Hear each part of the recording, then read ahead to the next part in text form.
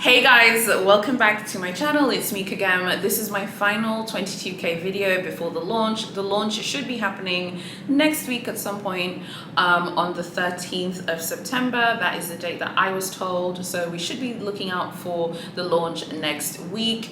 The bags themselves for 22k are already in many EU countries, and one of these bags has already been spotted in a boutique.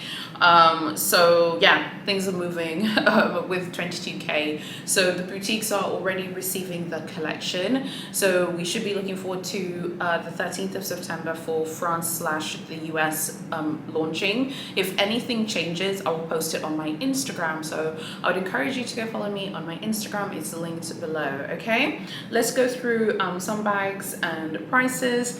And we'll also do costume jewelry as well. It'll be a mixture of currencies. I think I have USD, I have euros. I know some of them anyway, off the top of my head, and Hong Kong dollar. Okay, so let's get started. I really don't like these bags. These are the boy messenger bags. I really don't like them. They look weird. It looks like a musical instrument. They're creepy and weird. The bottom one that looks like shelling, that's $4,600. Go bye. That is not cute. The red one is leather, 4,900. Here it says furry, which means shilling, so 5,300. And then this top one, which is kind of like burgundy. The leather one is 5,300, and the furry one is 5,600, which is so weird. Like, how is that one more, more expensive when it's shilling? But maybe it's bigger. There are also some of these camera cases and Hobo bags. There's this Hobo bag here, 4,800. I don't like that. The camera case, 4,500. The color's nice, I'm not sure about it. And there's another camera case, 5,300 as well. Now, there are these beauties right here. I think these are so cute. They say Coco, and I think that they have like little gems on them. The red one, the burgundy one, I beg your pardon, is 4,700. And this other one here is 5,000. It's in black. There are also these tweed bags. There's a lot of tweed in this collection as well. I don't know. Oh, actually, no, I do know the prices of these bags. Sorry. I think this pink one, it starts from how much is that? 4,200. And then there's another one that's 5,100. And then there's another one that's 5,500. Okay, and there's a bowling bag as well that is 4,000. Hold on, wait. The other bowling bag is 4,800. There are also these bags right here. There's this backpack, which, by the way, this also comes in caviar. So it's like patent, but it also comes in caviar as well. If you're interested, it starts at 5,000 and 5,100 US dollars. There's another tweed bag, starts at 4,800. There's another one that's 4,900.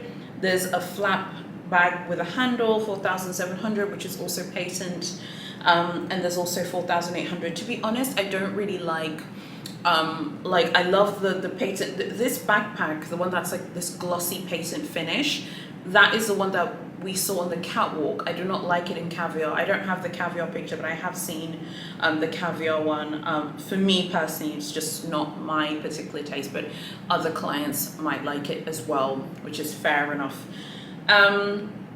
There's this Vanity case, which is pink, of $5,000, super cute. There's this one here, which is also 5,000. It's a pink tweed bag. It's beautiful, but it's tweed, and this one is also 5,000. There's a black one here that's also 5,000 US dollars. I'm sorry, it gets quite repetitive. The pricing is what it is, but I know some of you have told me that you actually like hearing me say things out because maybe you're listening to me in the car, which, by the way, I love getting that intel from you, like how you consume my content. So I just want to kind of churn out all of the prices because I know not everyone is necessarily watching, but you're listening. So these are the ones of 5,300 and 4,100. This is trademark Big C. Chanel loves the things that are expensive. And then there are these beautiful tweed bags in pink and beige. They're so beautiful. This pink and beige one, 5,500. There's a red tweed bag, starts at 4,800. There is a black and grey one, 5,400, and then a small version of the pink and beige tweed bag at 5,200, okay? There's this beautiful burgundy flap bag. This is a cute seasonal piece. It's a seasonal piece, but it's cute. It's 5,500. There's this stunning like ox blood seasonal one. I think this is one of my favorites. 5,700. Love the color. And then these two other bags, 4,800 US dollars. It's a tweed bag, and then a big vanity case, and this kind of like muted pastel yellow, 5,000 US dollars. So those are like the basically, I just wanted to pull those ones up, but I do have other things to show you. Okay, so those are like the bags for the prices that I know right now for US dollar. Now I want to quickly show you some absolutely stunning pieces from the costume jewelry that's coming from 422K. I beg your pardon. Let me show you this absolutely beautiful pair of earrings. They're so cute. They make variations of these earrings where it has like a pink crystal and then the double C's. In Hong Kong dollars, these are 5,200. They are so cute, so darling. I just wanted to show you just in case you're interested. Every collection they make a version of this. I do remember last year, I think as well, they did one as well for this collection. And I also wanted to show you these adorable, stunning earrings here. It looks like a bird cage or like some sort of cage, and it's obviously made from metal, and they're 12,400 Hong Kong dollars as well. Now, if you would like to see the prices of everything for all of these costume jewelry beauties, please consider just consider like go and join my group, because I would have posted all of these costume jewelry pieces in the group by the time you have seen the video. So go join the group, because that's where you can get all of the information and pricing, because obviously pricing is different. Pricing changes, you know, depending on what part of the world that you're in. So we have bags out, we have costume jewelry out, but a ton of the pictures and pricing is in the group. So I just wanted to quickly just highlight the ones that I liked, that I thought was so nice, but they've got some really beautiful pieces. They're like these really cute, these ones as well. Let me just show you them super quick. They're these really cute bangles and cuffs. They're so cute that they have like the double C's. One of them is 8,000 Hong Kong dollars, and this other one is 12,900 Hong Kong dollars. Obviously these are costume jewelry, but they're so adorable. If you are in Europe, the prices have gone up, as you know, particularly for the Chanel 19. I've just forgot here to mention. So these are some new tweed Chanel. These are some new tweed Chanel 19s. And these ones will be coming out. Now the leather Chanel 19s have gone up to 5,650 euros. There are also a bunch of tweed 22s. The starting price of those will be 4,900 euros, like for the tweed 22s. That was like the last price that I had heard. So we have a bunch of pricing in USD, euros, Hong Kong dollar. I have a lot of the Hong Kong dollar prices, as I said, in my Facebook group. So go join it. It's linked below if you like that information. So yeah, I'd love to know what you guys think about Chanel 22K, honey. What Chanel 22K, you know, is all about. Do you like it? I love the collection. I love tweed. I think Chanel do tweed well, and when Big C does tweed, honey, I feel like Big C excels at tweed, and they should just make sure that they keep doing it. Some of you are telling me tweed is itchy. When I was looking at the ready to wear, I can't lie, I felt a little bit itchy when I was looking at some of it, but it does look just, I don't know, it looks really great, and it looks really just great and luxurious, and I like it. So I don't know, I know people are like, oh, tweed is itchy, but I still feel like it's still very luxurious, and it's still very high-end. So I'd love to know what you guys think about Chanel 22K. So that is the preview of Chanel 22K in terms of pricing. As I said, for US dollar, I've mentioned Hong Kong dollar, and I mentioned two prices for euros that I already know, but there's a ton of euro pricing info as well on Instagram, like if you know where to look. For example, I forgot to mention that pink and beige seasonal tweed bag in the houndstooth print. That one will be 5,100 euros. There are a ton of like seasonal backpacks as well. Those will be the 4,000 to 5,000 euro range as well. So I really hope that all of that has been helpful. Now I wanted to talk to you guys about a bunch of things, and I wanted to start off with two really cool videos that I watched and that I really enjoyed and that I wanted to recommend to you guys. Go watch this unboxing by a YouTuber called Lux with Yuri. She had just posted an unboxing for a mauve Sylvester Kelly to go from Big H. It's so beautiful. God, I love mauve. I know mauve is such a hot color right now, even in Paris. I've been hearing back that it's so hard to get in Paris. She got that at her home boutique. So I just watched her unboxing, really like what she's doing. So I'll link her video below. Go check out her channel. I also watched this video, which was a reaction video to Mel's video by a YouTuber called Tony. I really liked her reaction video, and she talked about some things which, like, I like the way she gave her reaction to the whole, you know, Mel being banned from Big H saga. I really liked hers as well, so I will link her video below so you can go check it out. Now, when I was watching Tony's video, I was thinking about the reaction that I got to my video, this one that I did. And it was so interesting because I got a lot of reaction from you guys, but a lot of the reactions that I got were also private. I got a lot of messages and comments obviously on the page, but I also got a lot of messages as well. And there was some super interesting just like themes that I got from a lot of you guys, and I wanted to kind of chat about something which I've been thinking about since I published that video, because honestly, like, if anyone who knows me like privately, and even those of you who watch this channel, I was very diplomatic in that video, and I think I was quite fair. But honestly, the more I think about it, ever since I published that video and I've been reading your responses, like, it's actually pretty outrageous to withhold information in order to kind of paint this narrative against a brand that you know that isn't going to respond. Like, on her page, a lot of people were saying like, oh, they're all these pick-me's who are like defending the brand, and you know, how can you defend a brand and not defend a person? People can look at a situation the way that they want, okay? But there comes a point where if you put content out there, okay, you have to be willing and be ready for people to, first, number one, have questions about your conduct. And number two, you have to be ready for people not to agree. Many of you don't agree with me on many things. I remember once reading a comment from one of you, you're like, oh my God, like, you know, I love your channel, but I don't like fur, I don't like exotics, but I like you.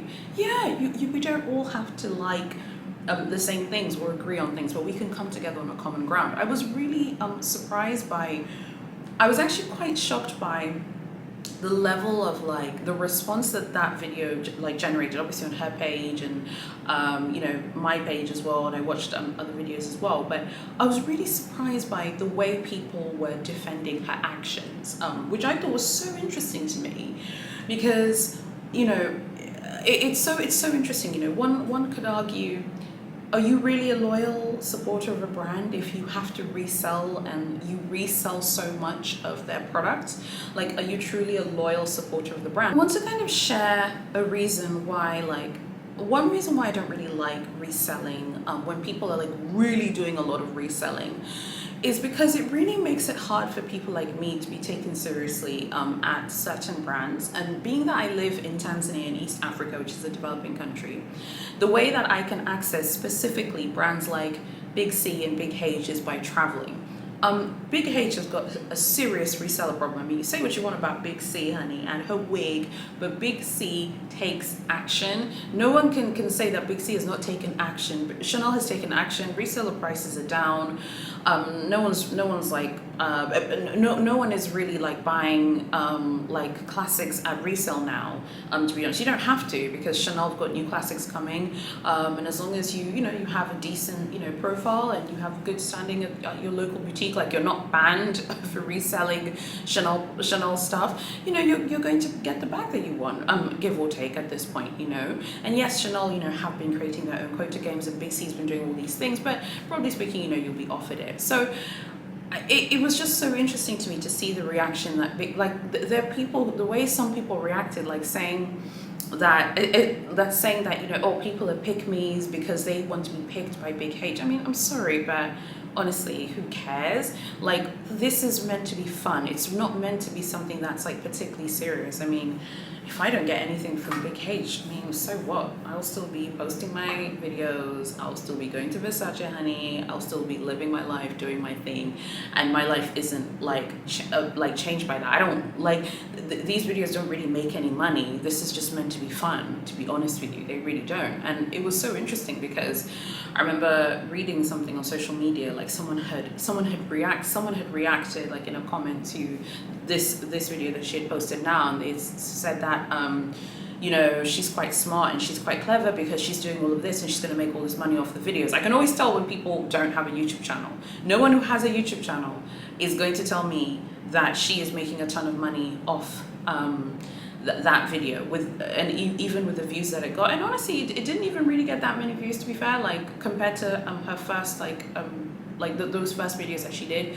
And I know that because obviously my channel is monetized on YouTube, so I pretty much know what the luxury YouTube CPM, which is called cost per mil, like what the number is, essentially what you get paid for your videos. I pretty much know what it is for the luxury YouTube space, and it's like based on the views that she got, like that video is not even going to be enough to go and buy like a compact Kelly wallet, just in terms of the revenue that is generated based off what I know for the numbers of my own channel.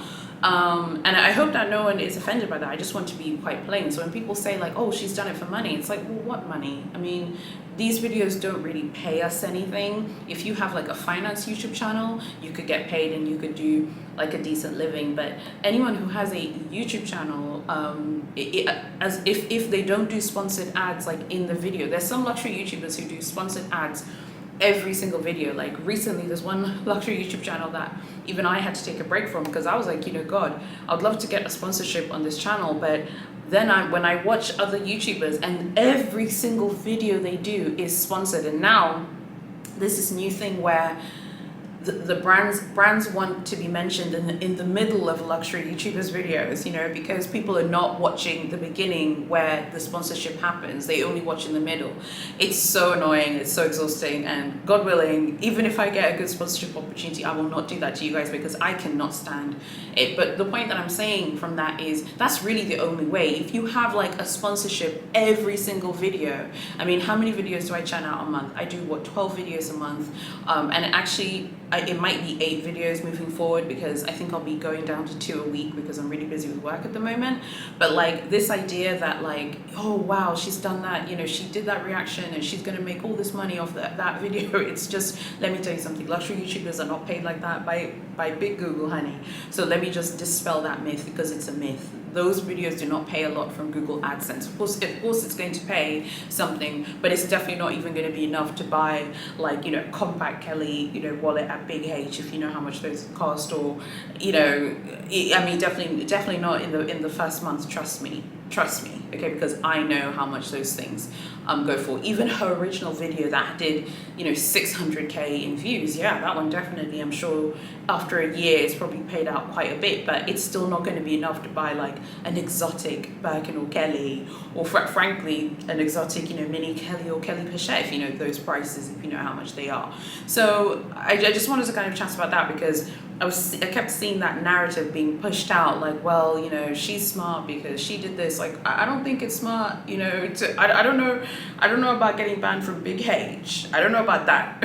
Okay, there's some brands that I love, you know, so much, like Versace and Cartier. I would not want to be banned from those brands. I don't think that you're not getting one up on the man. And just because people can see the company's point of view doesn't make people a pick me or whatever. I mean, you know, of course it'd be fantastic to score in Paris, but I'm gonna have a great time in Paris regardless of what happens. So when I was reading some of these comments and hearing back from some of you, it was like some of you didn't really like, some of you who are leaving those types of comments with those narratives, like you don't actually like understand like how much YouTubers get paid, because maybe you're not a YouTuber. And another thing is, like, I don't see myself as a YouTuber, if that makes sense. Like, that's not how I see myself. But for the purposes of what we're chatting about here, YouTubers who just rely on Google AdSense are not making money from their videos like that. Yes, there are a few pounds and shillings that are made, but it's not like, oh wow, she's gonna make a ton of money off that video, you know? And like I told you guys, you know, I definitely will never do like a standalone like reaction video again, but I wanted to just kind of, when I saw Tony's video, because she'd made so many great points, I wanted to just kind of expand on just a few key things which I think are so important for all of us, like with luxury shopping. And that is, you know, there's this weird kind of, you know, people have this really odd kind of parasocial relationship with Big H. You know, some people, not all of you, most of you don't, but there's some people out there, some people who see Big H almost like a person or something. I mean, Big H is a company. It doesn't care about your feelings. It doesn't care. Okay, and if Big H is going to send you, for example, in her video, she was sent a warning letter, and she never mentioned that warning letter in the original video that she did last year, which honestly to me is quite shocking. One of you left a really fantastic comment and you said it was manipulative of her to do that. And I agree, it was manipulative, because you're trying to kind of brand the situation and control the situation. But actually, you were banned from, you know, 2020 when they first warned you. And it's such a shame, because she had like really good content. But I mean, I'm not going to like watch her videos moving forward, because I don't understand how you can withhold really critical information like that. Because, for example, had that been mentioned in the first video, the reaction, to be honest, wouldn't have been as harsh, because I think most people would have been like, oh, but you've been banned from 2020 when you got this gentle reminder. Big H called it a gentle reminder, but anyone who knows business, honey, knows that Big H has said, girl, take your wig and leave. It was so interesting to read the responses of some of you. Like, some of you were saying that I was censoring myself, I was doing this, I was doing that. Well, I'm sorry, I'm not gonna like agree with people reselling packaging, reselling ribbons, reselling twillies, reselling like literally every bait item that they buy from Big H, but still calling themselves loyal and supportive to the brand. It's not just about Big H. Like, I don't think that is loyal and supportive to the brand. Everyone knows what the ponytail and her wig is about. Everyone knows that the ponytail absolutely doesn't like resellers. And it was so funny, because I remember I was chatting to one of you who had watched my reaction, and you were telling me, but Big H likes resellers. Like, Big H likes resellers because resellers put a lot of value on their product. I was like, but I mean, I'm sorry, that is just not the case. Like, if you're really following, particularly if you read their annual reports and you're reading the things that they're up to, Big H is making a ton of changes. If anything, Big H is moving in a different kind of way right now. They're moving into like furniture, they're moving into home, they're moving into the automobile industry. They've done collabs with Bugatti and Pagani, and you know, I'm a car girl, honey. So whenever I see Big H, whenever I see the ponytail's name mentioned in the car world, I'm always paying attention. You guys, you know what time it is when it pertains to me and cars. Big H is really trying to claw back the exclusivity that maybe they have lost because of the resale industry. The resale industry actually hurts the exclusivity of this brand, because you can go on Rodeophile today and it's rammed with Mini Kellys, it's rammed with the Mini Bruley or the Constance or whatever. You know, the other day I just wanted to see if people were selling Mini Bruleys, because you know I like the Bruley. People were selling Mini Bruleys in good condition, in excellent condition.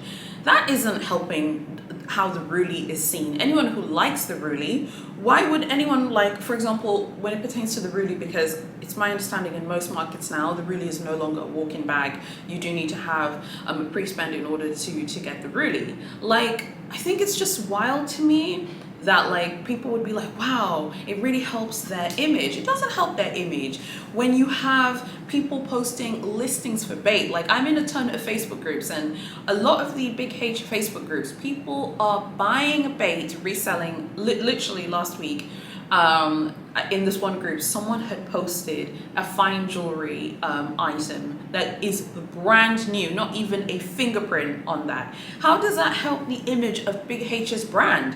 What that says is that people don't value Big H outside of 3 Holy Grail handbags. And even those 3 Holy Grail handbags, the whole point is that they're meant to be very, very, very hard to get and incredibly hard to get. But now you just have tons of listings all over social media. The resale industry is an existential threat to Big H. Big H know that, honey. And yes, you're right. Big H doesn't. A lot of you were telling me Big H doesn't like enforce this like reseller thing against everyone. You guys are right. We all know the tea. We all know that many VIPs are resellers. I'm not grassing on anyone, but my goodness, if you follow a bunch of them on Instagram, I don't, but whenever I'm looking for exotics, I always tend to see the same Big H VIP like pages, like VIPs for people who are VIPs at Big H, and literally there's like one person who I liked, and then I realized that she was like reselling a lot of her collection. So you could see that she would have, you know, really, really nice Big H fine jewelry. She has all of these really expensive things from Big H. She gets these fantastic, incredible exotic offers. And then she's like, you know, reselling her bags. So we all know that Big H has that problem, and that's their problem to fix. Like, you know, hopefully they will sort it out. But I don't really get the whole like when people like, I don't know, I just don't understand how people can say that Big H likes the resale industry. I think that Big H is just not proactive like Big C. Like Chanel is proactive. I get the feeling that Big C is proactive, they're going after people, but I've definitely noticed changes like when it pertains to Big H and Big C, and everyone always comes for Chanel, honey, and drags her. But I'm sorry, say what you want about Chanel, baby, but Big C has come for resellers, and they have hurt them, because now, I mean, who needs to go to a reseller?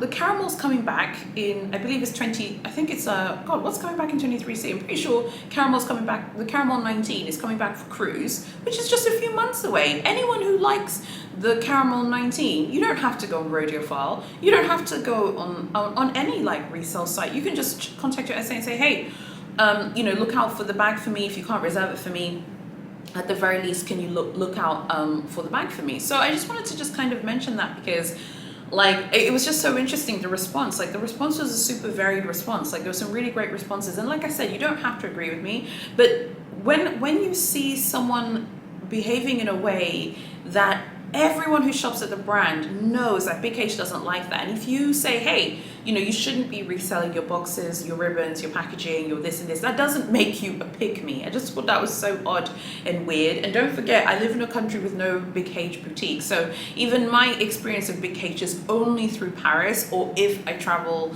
to other places. So my experience is very different to many of you who have a home store. Paris is completely different to everyone else's home store. It's a carnival-like atmosphere. There is a ton of competition. It is ruthless and cutthroat. Many of you who don't shop in Paris, or who don't know a lot about Paris, you just hear what people say on forums and groups like, hey guys, you can go there and score without, you know, a leather appointment. And at the end of the day, Paris is ruthless and cutthroat. One of the biggest responses from some of you who had watched that video was you kept saying, you know, it's her stuff, she bought it, you know, she can do what she like. And the reason why I want to kind of react to some of this stuff is because I was getting a lot of feedback from some of you, but many of you kind of all had the same comments. There are many of you who agreed with me, and there are many of you who disagreed with me. And to that point about doing whatever you want, Big H is a private business. It is not a public utility.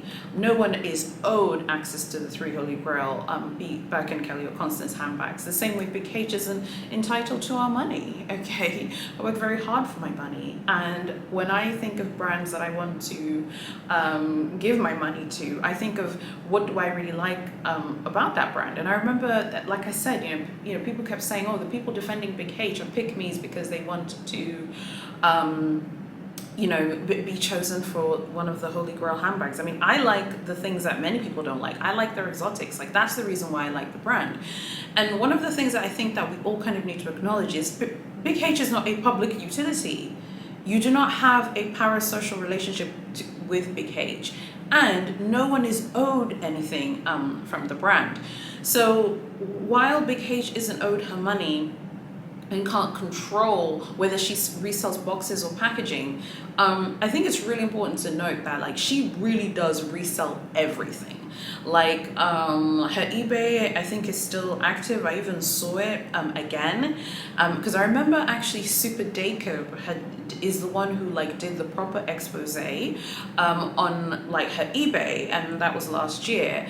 And her eBay is still up, and she's still reselling everything. To me, it's giving. I don't feel like I should be treated differently when everyone who resells, who isn't a big spender, is absolutely treated that way. She's not the only person to have received that letter. So I just wanted to kind of expand a little bit on my original video to some of your comments. This is more me reacting to your comments, right? Or like basically I wanted to just kind of react to your comments, because some of you I think were like, oh well, you just want a BKC from them, so of course you're defending them. I'm like, I'm sorry, I'm not going to defend behavior when an SA was obviously harassed and harangued for a handbag. No one cares about this SA. No one cares about her. Everyone's just talking about how Mel feels. What about the SA and what about how she feels? I'm sorry, I'm not going to tell the Louis Vuitton SA in Paris that, you know, when I was there in January, I'm not going to tell that essay about trying to have, you know, a child with my husband. I'm not going to tell that essay about, you know, lots of really personal things, about health issues and things like that. There comes a point where we all kind of have to take responsibility and accountability for our part. And to kind of prove my point, I've alluded many times on here to something that happened when I went luxury shopping in Paris in January that I don't feel the need to talk about, but I've kind of alluded to something that had happened when I went luxury shopping. Now, let's say, I'm just giving an example. Let's say I go shopping in Paris or in Europe this year. Let's say I'm racially profiled in a store. Let's say I name that store. But let's say before filming a video to tell you guys, hey guys, I was racially profiled. Let's say the boutique reaches out and says, Kagem, we want to apologize to you for racially profiling you in store. We want to make this right. We're really sorry. Let's say they send me a letter saying that. Should I omit that information to cultivate a narrative when actually the brand has sent me a letter with a material information that completely changes how the thing is seen? I just want to put that out there to the people who are kind of coming for me a little bit, because she really did omit information that was very important. I'm very careful about the things that I put out on here because I don't like to unlist my videos. I don't want to delete my videos. I like keeping my videos on here for as long as possible. And I think that there are just many lessons for us to learn. Now, one of the biggest lessons that we have learned is that Big H will make use of certain types of influences and will dispose of other influences. I want to kind of now talk about influences and Big H and use that as a kind of connection point, because I have a lot to say today. I'm sorry, I'm very talkative.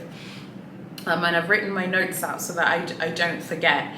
So when upon watching her videos and the reaction videos to this point about, you know, being B-listed from the boutique and being banned, which by the way is actually, in terms of luxury shopping, her ban is actually a very big deal. That's what I was telling you, like, that's what I was telling you guys who were saying, oh, you know, she's doing it for her social media, she's going to build her profile. Like, she's going to build her profile how? She can't shop in the boutique anymore. She can't even shop in Paris.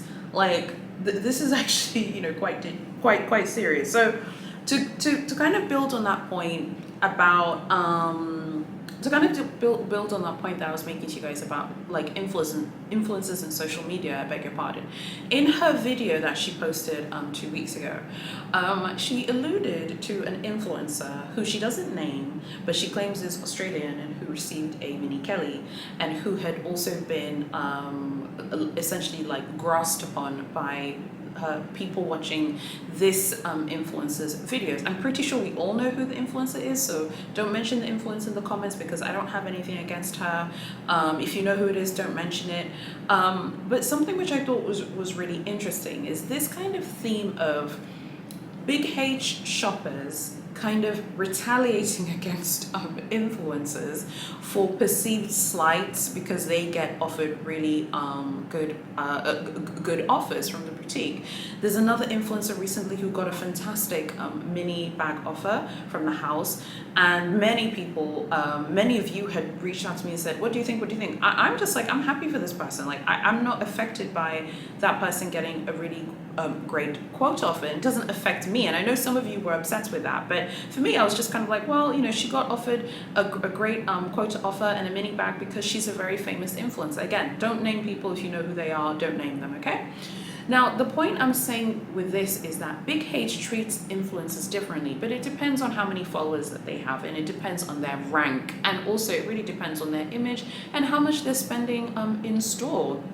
And I know that this is something that makes people feel uncomfortable, particularly on social media and forums and groups. People think that Big H doesn't need influencers. Big H is like any other brand. Big H absolutely has no issue, in my opinion, with certain types of influencers. I definitely think that Big H knows all about these like unboxing videos and these haul videos. Those are nothing but a positive thing because people are unboxing things that they haven't even been gifted or been paid, or literally people are unboxing Birkins, Kellys, Constances, homewares, ready to wear, fashion jewelry and things like that. And Big H hasn't told them to do it. People are doing it on their own channels. Of course, there's no question that if you do an Hermes unboxing tomorrow, people are going to tune in and watch. And like I told you, it's not going to pay you a ton of money, but you're going to build a following, and then maybe later you'll get sponsorships for other brands or other things that you're going to do. So there's no question that Big H knows about that and maybe doesn't care, because in the PR and marketing world, there's this thing called earned media. So earned media is like coverage that a brand gets, but didn't necessarily like pay for. So like with like earned media, that is earned media. That's a form of earned media, because Big H didn't tell me in January, hey, go unbox the porcelain homewares that you purchased from, FSH. I did that because I wanted to. Yes, absolutely. There's no question. When I unboxed those like porcelain homewares, my mugs and my plates and stuff from Big H, there's no question that there are many of you who found me, and many of you like, hey, I watched your unboxing video, I watched this and this and this. Those videos didn't pay me that much or anything. So to be honest, the money that those videos made was negligible, but there's no question that more of you found me, more of you followed me, more of you joined my Facebook group, and so on. So everyone kind of gets what they want. They get the exposure, and the person with the page definitely gets to grow their following. Whether they make money off it is a different topic. And if you guys want to hear about luxury YouTubers and the sort of financial aspect of having a YouTube channel, like sponsorships and ad revenue and things like that, if you want me to chat about that in a separate video, I can do that. So by that point, what I'm saying to you guys is that at the end of the day, it's like influencers are absolutely used by Big H, and we're not necessarily talking about people with very small followings. We're talking about people with like at least 100,000 followers on YouTube, at least 100,000 followers on Instagram and TikTok. I know you're like, well, 100K is not a lot versus people who have 1 million.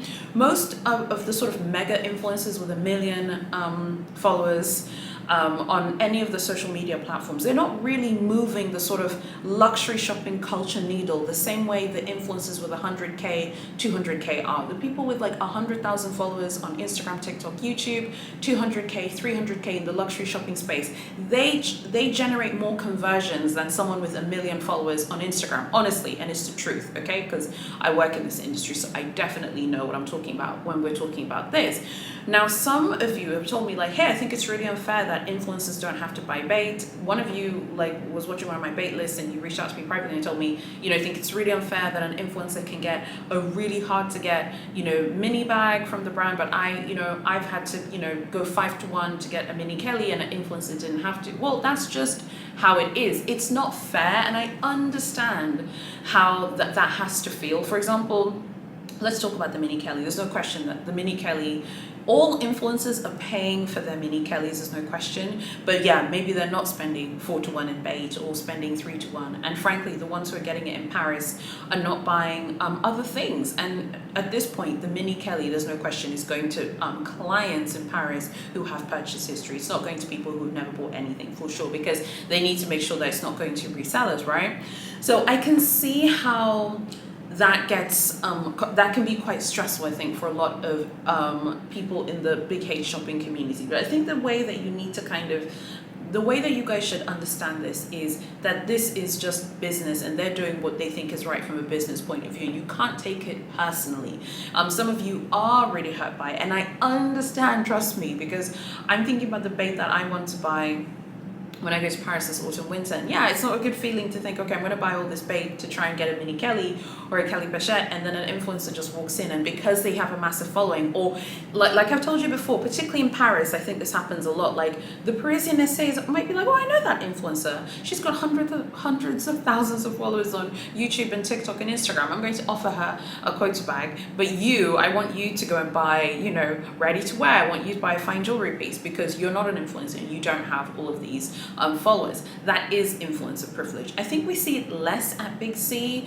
We don't see it at Chanel that much, but I do think Chanel and Big H, like Big C and Big H, do have a similar approach to influence. Like they only want to deal with influencers officially who have like 1 million followers on Instagram or 500,000 followers on Instagram.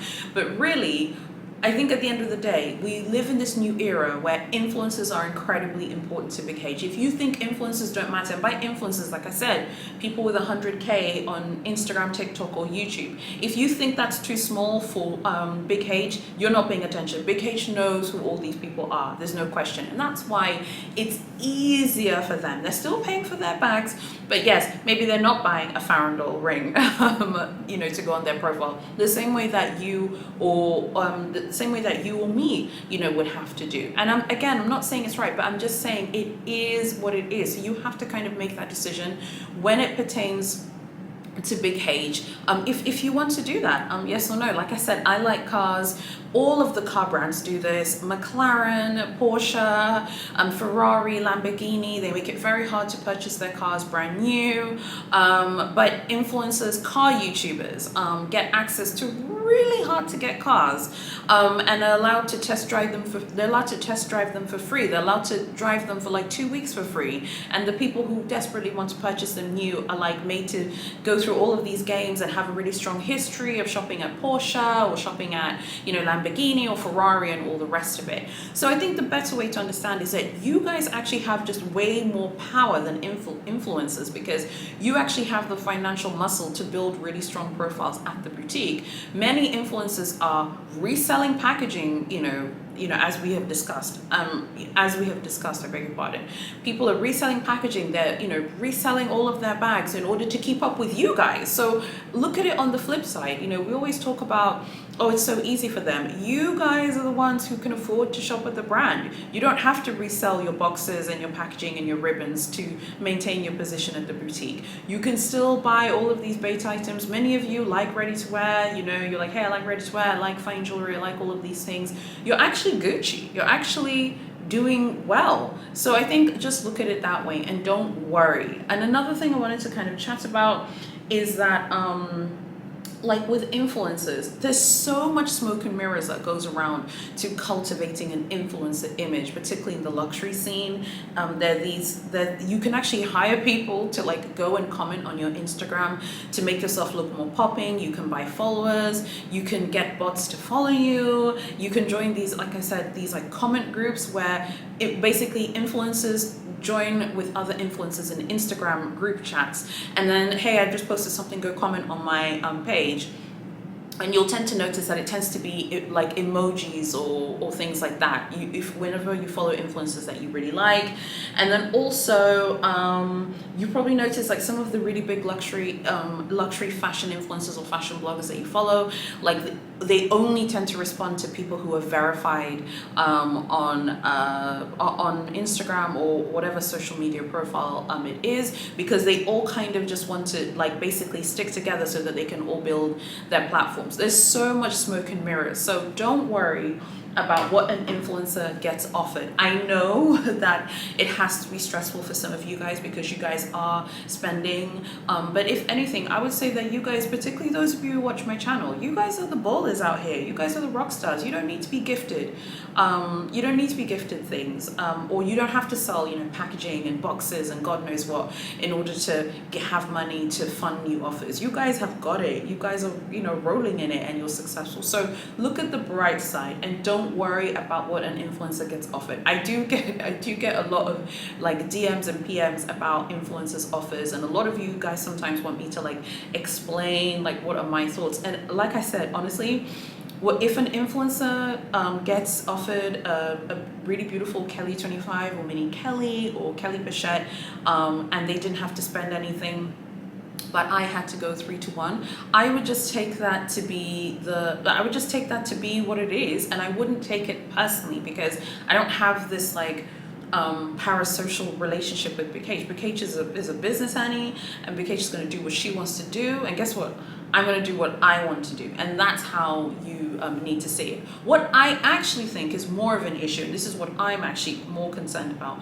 I'm more concerned about how BKH treats big spenders, VIP clients, and clients at the boutique who maybe are not spending at VIP level. I want BKH to improve the way clients are treated at the boutique, and because I want BKH to just improve that. I don't feel like BKH's VIP or big spender like customer service is as good, frankly, as like Louis Vuitton's or Dior's, or frankly even Big C. You know, I don't feel like BKH's like VIP slash big spender slash, you know, spenders in general's like customer service is as good as like big LVs and Dior and Fendi. I've heard great things about Fendi. Fendi treats big spenders very well, and you don't need to drop a huge bag at Fendi to be a VIP there. I've heard the same thing about Versace. I've heard that you don't need to like spend a lot, even compared to maybe what I was planning to spend at Big H this autumn winter. I could take that bag and blow that bag at Versace and get treated very well. You get invited to events and all the rest of it. Same thing with Cartier, same thing with Van Cleef and Arpels. And I'm at this point where in my kind of luxury shopping odyssey where I'm sorry, I need to be treated well if you're going to be having my money. I don't care if Big H just wants people who are going to spend 500,000 euros a year. I don't care. If I'm buying diamond fine jewelry, if I'm buying exotic SLGs and things like that, I would like to be treated well. Are we being treated well? Are we being treated like very well compared to maybe say if I was to take 50,000 euros and spend that at Dior, or 100,000 euros and spend that at Cartier? Will I be treated very well if I spend 100,000 euros at Cartier versus spending 100k at Big H? Well, I can guarantee you that spending 100k at Cartier versus 100k at Big H, I'm pretty sure that I'll be treated way better at Cartier, and that customer service will just be there a little bit more. I'm more concerned about that, and I think again that's just part of Big H's mind games. So with me, I'm more thinking about where I'm going to be putting my money moving forward. As you guys know, I'm very much into cars, I'm into watches, I'm into sort of luxury in general. So I really hope to show you more of that, and I'd like to take this channel in that direction, like ultra luxury but everything. So luxury fashion, luxury cars, luxury watches, luxury travel, luxury hotels. I want to kind of go in that direction. So I'm super excited because next week I'm doing my best luxury cars to buy in 2022. You can count on me, honey, because you know I have 2 really beautiful luxury cars. I can't wait for that video. Even if you don't like cars but you have a budget and you want to buy a really beautiful car, please watch that video next week. It's going to be amazing. I have experience with Range Rover, I have experience with Mercedes, I have experience with BMW. I know a lot about those 3 brands. I'll also talk about some other brands that I know from other people that are very good as well and that are worth the money. So I'm super excited, and I really hope that you'll tune into that video. So I want to kind of go in this like ultra luxury direction. I don't just want to talk about bags all the time or things like that. Like that's great and everything, but I want to talk more about ultra luxury, but in all categories. So I really hope that you'll stick around for those videos. And I'm sorry if I've kind of gone on a bit of a rant, but I needed to respond to some of the comments that I was getting from my video, and I'm like, some of you are just not getting it. So I had to kind of clarify a few things. I really hope that you have liked this video. Don't forget to go check out those 2 YouTubers that I mentioned. I'll link their videos below. I really enjoyed their videos. Thank you so much for watching. God bless, and I'll see you very soon in my next video.